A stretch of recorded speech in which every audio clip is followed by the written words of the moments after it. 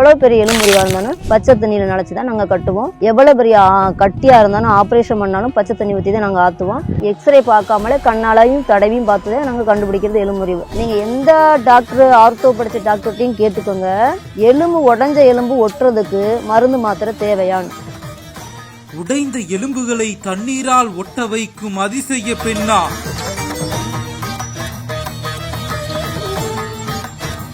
X ray எடுக்காமல் கண்களாலும் கையாலும் தொட்டு பிடித்து பார்த்து நொறுங்கிய எலும்புகளை ஒட்ட வைக்க முடியுமா?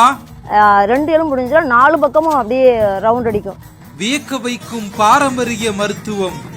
ராமநாதபுரம் மாவட்டம் பரமக்குடி அருகே அமைந்துள்ளது பொட்டிதட்டி கிராமம்.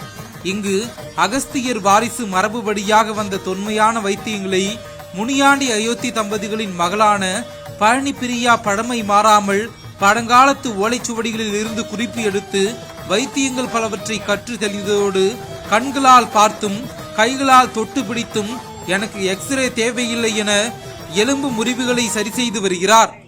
மேலும் சுக்குநூறாக உடைந்த எலும்புகளை 4 கட்டுகள் மற்றும் 48 நாட்களில் சவாலாக சரி செய்து அதிசயத்தை நிகழ்த்தி வருகிறார்.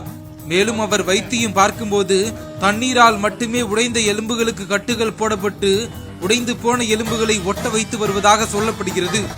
பழமையான வைத்தியம், பாரம்பரியம் உள்ளிட்டவைகளை மீட்டெடுப்பதில் மும்முரம் காட்டும் பழனி பிரியா பலருக்கும் இதை பற்றி தெரிவித்து பாரம்பரியத்தை மீட்டெடுக்கும் முயற்சியில் தன்னை ஈடுபடுத்தி சிங்க பெண்ணாக திகழ்ந்து வருவதாக பலரும் கூறுகிறார்கள்.